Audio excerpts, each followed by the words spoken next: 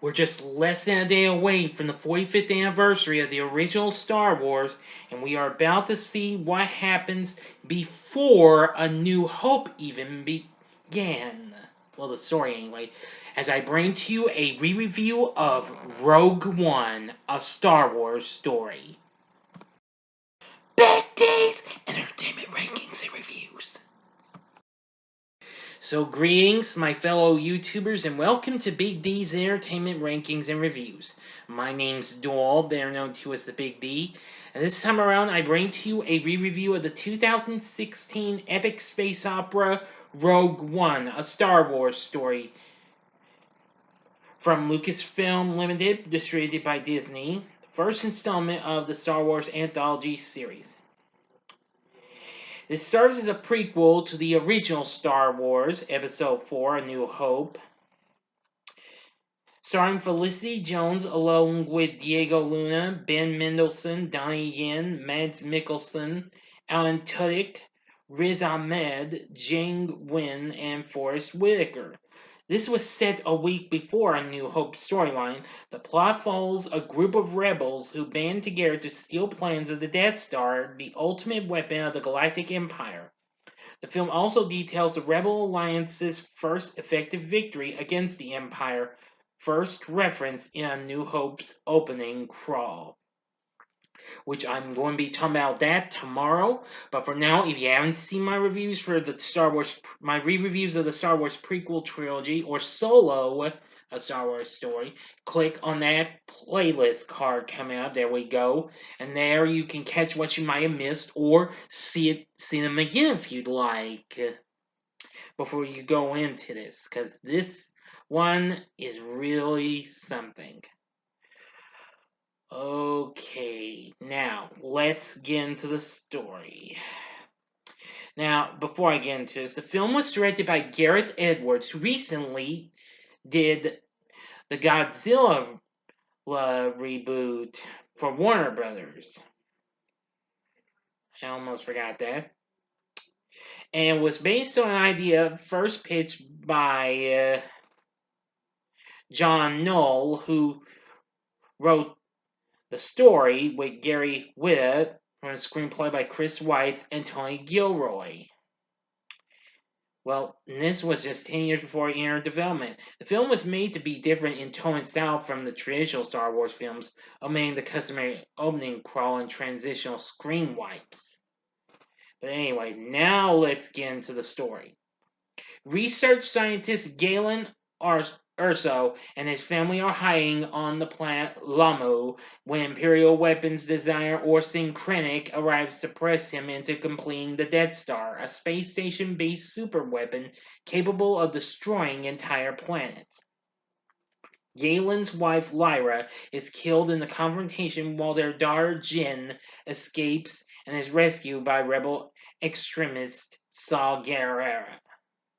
15 years later, cargo pilot Bodhi Rook defects from the Empire, taking a holographic message recorded by Galen to Gerrera on the desert moon Jedha.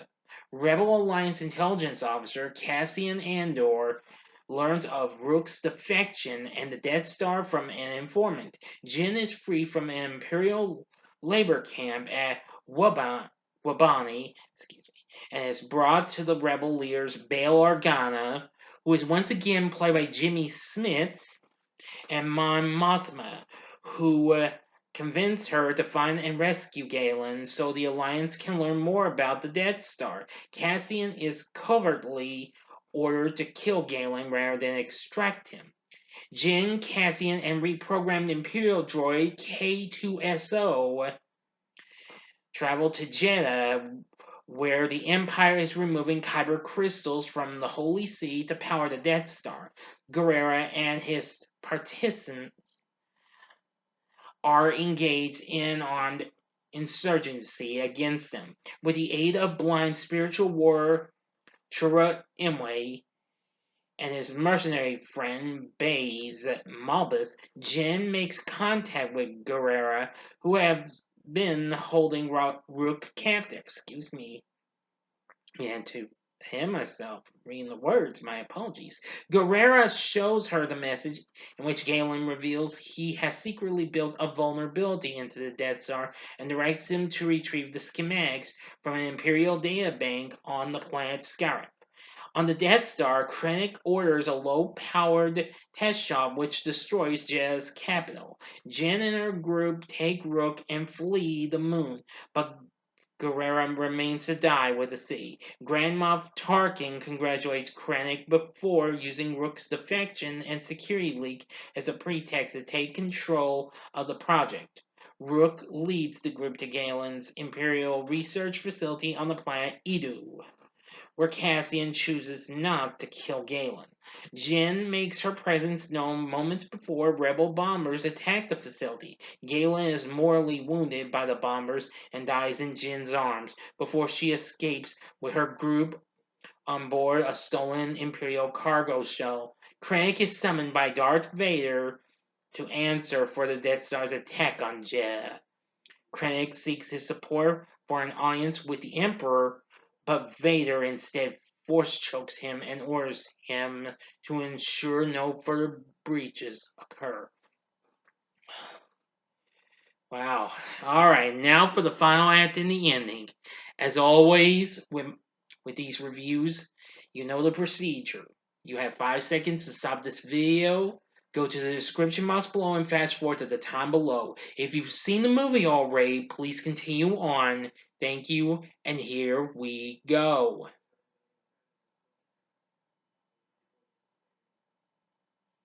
Okay, you've been warned. Jyn proposes a plan to steal the Death Star schematics using the Rebel fleet, but fails to gain approval from the Alliance Council, who feel victory against the Empire is now impossible. Frustrated at their inaction, Jin's group lead a small squad of rebel volunteers to raid the databank, arriving at Scarif on the stolen Imperial ship, which Rook dubs Rogue One. A disguised Jyn and Cassian enter the base with K2SO, while the other rebels attack the Imperial garrison as a diversion. The Alliance learns of the raid from intercepted Imperial communications and deploys their fleet in support. K2SO sacrifices himself so Jyn and Cassian can retrieve the data. Emily is killed after activating the Master Switch to allow communication with the Rebel fleet, and Malbus is killed shortly afterward. Rook is killed by a grenade after informing the Rebel fleet that it must deactivate the planetary shield to allow the transmission of the schematics. Rebel Admiral Radis uses a Hammerhead corvette to destroy 2 Star Destroyers, and the wreckage crashes atop the shield generator, deactivating the shield.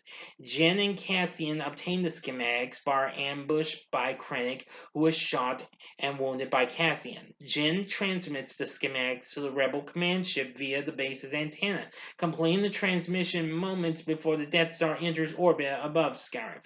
Tarkin uses another low-power shot to destroy the antenna, killing Krennic, but the impact of the blast beyond it causes a tsunami that engulfs the base, killing Cassian, Jyn, and all remaining ground forces.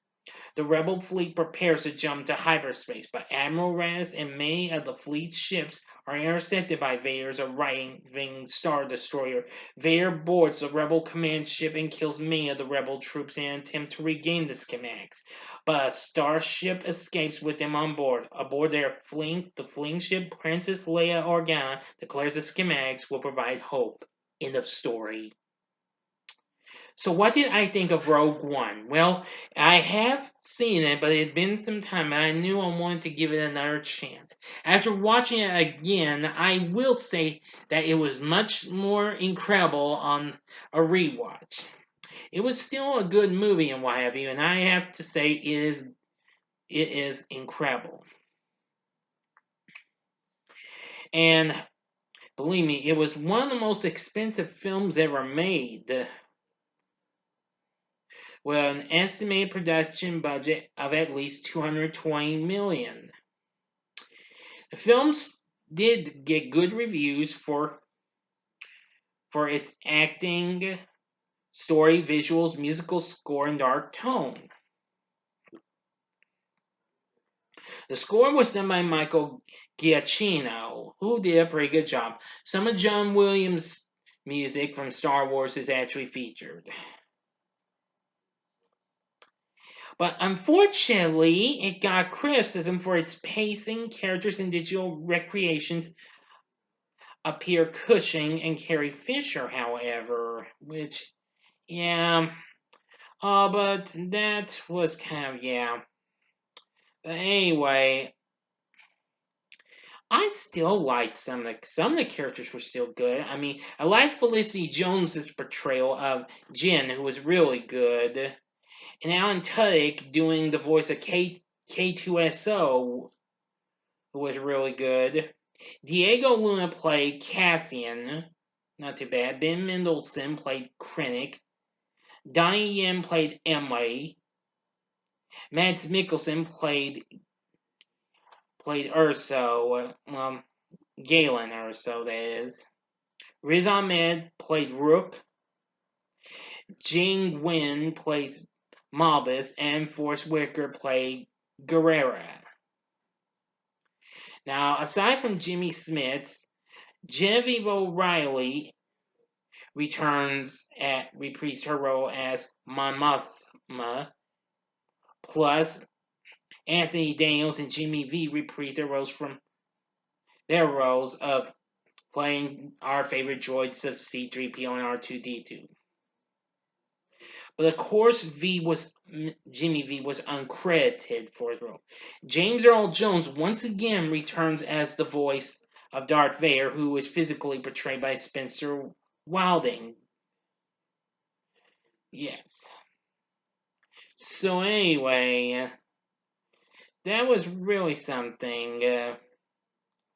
Anyway, I really don't care what they say about the characters. The characters aren't too bad. Sure, may have a little bit of pacing issues, and the digital recreations of the two actors I mentioned, yeah. The dark tone, but I do like everything else. I agree with critics on everything, on the things they like: the acting, the story, visuals, musical score, and the dark tone. But I'm still liking the characters though. Sorry. But anyway, the film became such a big success. It did so well, it went on to make 1.056 billion worldwide. Which, believe me, that did pretty good. Just like The Force Awakens, which opened the previous year. Yes. So anyway, I gotta say, Rogue One is really good. Now, they have actually confirmed a prequel series to come to Disney Plus that's been in development, and it'll take 5 years before the events of this. And will focus on Cassian Andor, with Diego Luna reprising the role. Although initially it was announced that Alan Tudyk would be reprising his role as K2SO, but he stated that he will no longer be in the first season. Oh well.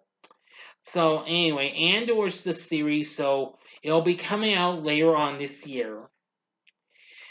Now, even though we recently had gotten the Book of Boba Fett earlier this year, and we are soon to hopefully get that long-awaited third season of The Mandalorian, let's hope this Andor series turns out for the best. So, with everything said, would I recommend Rogue One?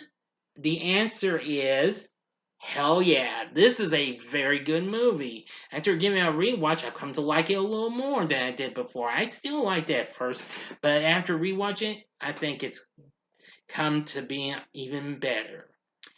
And yeah, well, it was low on my theatrical Star Wars flicks ranking a few years back, but I got a feeling it'll be a little more higher when I decide to redo that. As soon as I re-review the original trilogy and the new trilogy, which that's probably gonna be for another time. So yeah, give Rogue One a go for it. It's really good. So what are your thoughts on Rogue One? You can tell me in the comments section below. If you like this video, click the like button, subscribe to my channel, and be a part of the Big D Nation. And join me next time when I bring to you, for its 45th anniversary, a re-review of the original Star Wars, aka Star Wars Episode 4 A New Hope. So thanks for watching, and if you like this, consider checking out my reviews for these other films. In the upper left-hand corner is my review of Doctor Strange, which actually came out the same year this did. Or if you'd like, go to the upper right-hand corner and see my review for a film Mads Mikkelsen just more recently appeared in, and that was Fantastic Beasts: The Secrets of Dumbledore. Or if you just want a little something different, go to the bottom left-hand corner and see my review of the original Firestarter from 1984, which is a sci-fi thriller horror. And the bottom right-hand corner is the button you can click to subscribe. If you like rankings and reviews on movies, TV, music, video games, etc., then I'm your guy. Thanks for watching, and until next time, I'm the Big D saying, see ya.